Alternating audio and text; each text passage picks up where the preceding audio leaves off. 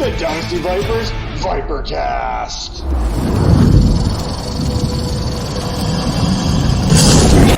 Hello there once again, and welcome to the Dynasty Vipers Vipercast. This is part of our team-by-team season preview here, and we're heading to the NFC North to talk about the Minnesota Vikings. But before we dive into the tail of the tape, let's make sure that we're hitting that like button, hitting that subscribe button, and make sure you're checking out all the content here on the Vipers Network. With that being said, now let's talk about football, and let's talk about this Minnesota Vikings team coming off a 13-4 season last year in which they scored 424 points, but they gave up 427. Now, their passing offense, it ranked fourth in the league, averaging 264.2 yards per game, while their run offense, not so good, ranking 29th in the league, averaging 95.7 yards. Now, defensively, this was not a very good team. Their passing defense was 31st, giving up 266 yards per contest there, while their run defense was surrendering 124.2 per game. Now, when we look at this Vikings team, I mentioned they won 13 games, but they also ended up with a negative points differential. That's right. Somehow they won 13 games. They only lost 4, but yet they gave up more points than they scored in 2022. That was basically the season for the Vikings. Of the 13 Vikings victories, 11 came in one-score contests.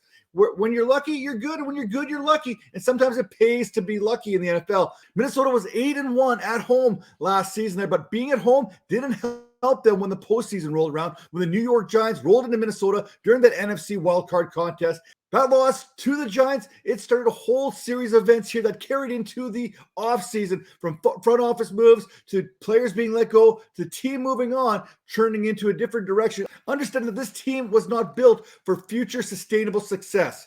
Now, when we look at the success for the Vikings, we have to look at some of these camp battles heading into 2023. And Minnesota, they are pretty much set at all their starters' positions. The release of Dalvin Cook, the promotion of Alexander Mattison to that lead back role. But what does it look like behind Alexander Mattison?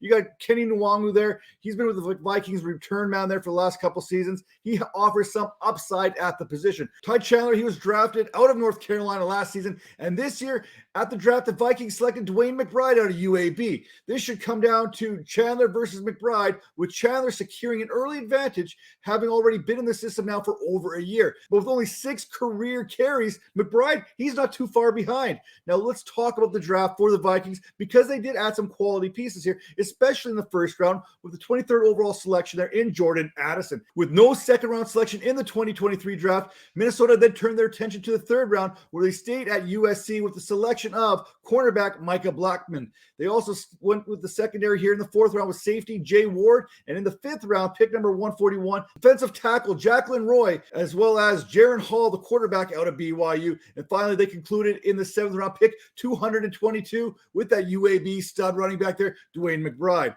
Now, when we talk about these additions and subtractions, it has been an exodus there of sorts in Minnesota. When you look at the adds, look at the subtractions, we're going to talk about who they added before we talk about who they lost. And who they added was edge defender there, Marcus Davenport. He comes over from the New Orleans Saints. They also added tight end Josh Oliver. They added cornerback Byron Murphy, linebacker Troy Reeder, and wide receiver Brandon Powell. Now, you look at these additions, they are not very good, but basically they were plug-and-play type pieces here, considering what they had lost, starting with that edge position there in Zadarius Smith, who wanted to trade and finally got his wishes there heading to Cleveland. Wide receiver Adam Thielen, defensive tackle Delvin Tomlinson, cornerback Patrick Peterson, as well as cornerback Cameron Dantzler, linebacker Eric Kendricks, cornerback Duke Shelley. Tight end Irv Smith Jr. So you're looking at a huge chunk of a defense that wasn't very good last season being replaced. So that's going to be the interesting thing, how the Vikings can remold that defense heading into 2023, a defense that wasn't good last season. Minnesota had to do something about this pass defense, a defense that was next to last in the NFL. And there's 2 ways to fix a pass defense. You either had pressure up front or you had coverage on the back end. Now, Minnesota, they added that pass rusher there in Marcus Davenport, as it became clear that Pro Bowler Zadarius Smith no longer wanted to be in Minnesota. They also added Byron Murphy to the secondary in a move that can only help, considering the age of Patrick Peterson and what the kind of production they got out of Cam Dantzler. Now, Murphy is a versatile defender that can play both boundary roles as well as kick inside there to play the slot or the nickel. So what were the worst moves that the Vikings made? Well, there are a few moves here that have fans kind of wondering what the heck is going on here. From the trade of Zadarius Smith, who obviously did not want to be there, the losses of Eric Kendricks and Adam Thielen and Patrick Peterson. Now, Kendricks and Thielen, they've been there for a while already. They were fan favorites.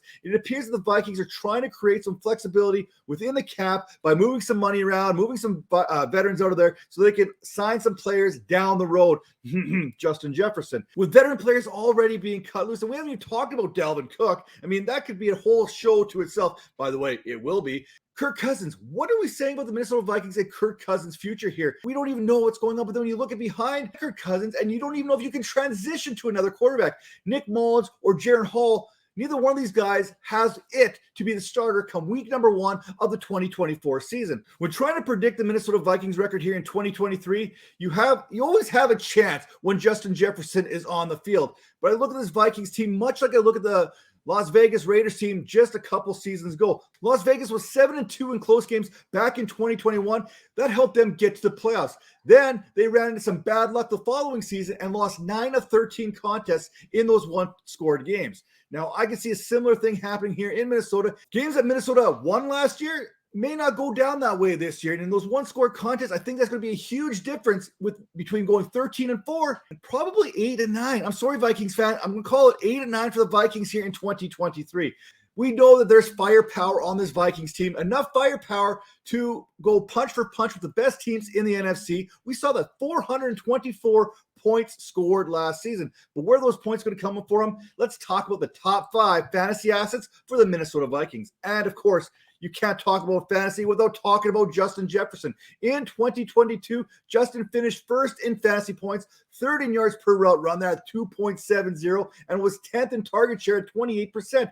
Minnesota's pass rate went from 57% in 2021 to 62% in 2022, and they released Dalvin Cook, so expect another increase in the pass rate here in 2023. Now, TJ Hawkinson, he comes in at number 2. Only Travis Kelce averaged more fantasy points per game than Hawkinson's 13.3 in 2022. Now, Hawkinson, he was 6th in forced missed tackles amongst the tight end position and was 2nd in created catches. That's those difficult catches in the entire league. At number 3, it's the rookie Jordan Addison, who can basically line up anywhere on the field that you ask him to do. In fact, he's going to be lining up opposite of Justin Jefferson, so you can expect him to get some free releases off the line, and he's going to find some open spots in zone coverage. At number 4, it's Kirk Cousins. Don't look now, but Kirk Cousins ranks 10th all-time in passing yards per game, averaging 261.5 yards. He may not be able to win the big one or even those games on primetime television, but he will win plenty of weekly fantasy showdowns. Since 2019, Cousins is averaging 18.5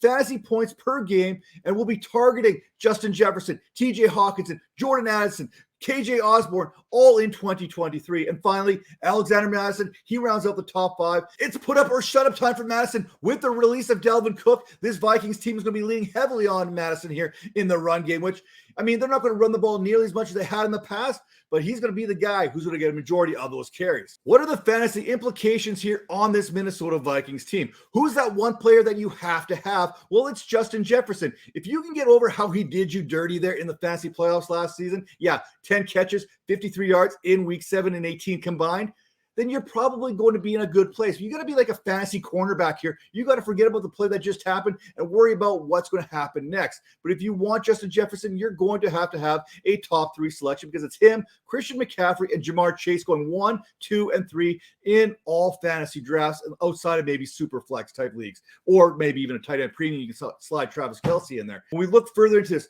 why am I so into Justin Jefferson? It's not just because he's a stud, not just because he was a wide receiver 1 last season. You put those two things together, and then you realize that Minnesota is going to pass even more here in 2023. We talked about that pass rate increasing the last 2 seasons, and we're expected to increase one more time here in 2023, which means great news for Justin Jefferson, who had 184 targets last season. And you can bet your last dollar here that more targets are going to be funneled towards him. Now, when we talk about Justin Jefferson, he's about as sure of a thing as you can have in fantasy. So where's the biggest bust coming on this Minnesota Vikings team? I'll tell you right now, it's Alexander Madison, who has been steadily climbing up the ADP since the news of Dalvin Cook's release broke.